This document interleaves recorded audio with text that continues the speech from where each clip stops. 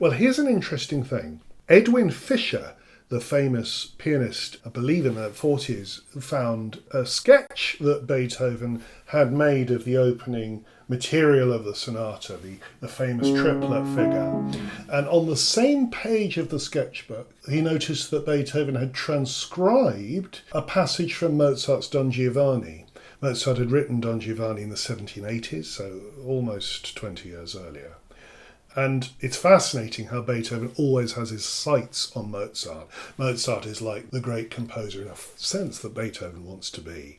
He was brought up, his father tried to pass him off as a child prodigy and pretended his age was younger than it was, in order that the child, Beethoven, as a pianist, could appear to be like Mozart. So he always lived in Mozart's shadow, and he always felt throughout his life that he hadn't had the advantages that Mozart had had. Mozart's father looked after him and toured all over Europe with him and made a big fuss of him, whereas Beethoven's father was an alcoholic and a bit of a charlatan.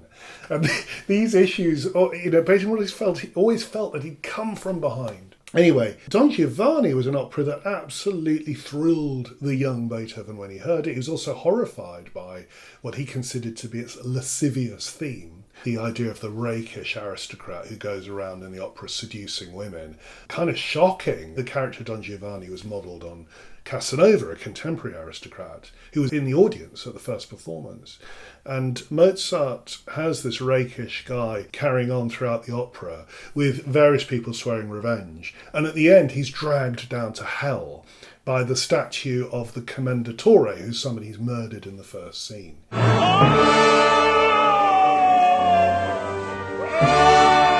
Now, the death of the Commendatore in the first scene of the opera was a scene that Beethoven admired so much that he wrote it out in his notebook.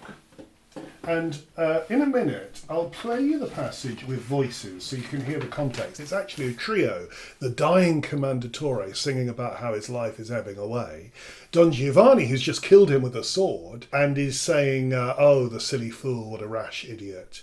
His life is draining away. And then Leporello, the servant of Don Giovanni, saying, oh, heavens, this is terrible, my master's murdered someone. So you have this very dramatic trio going on. But behind the trio, the accompaniment is doing this. Bear the Moonlight Sonata in mind when I play this. So you've got the violins playing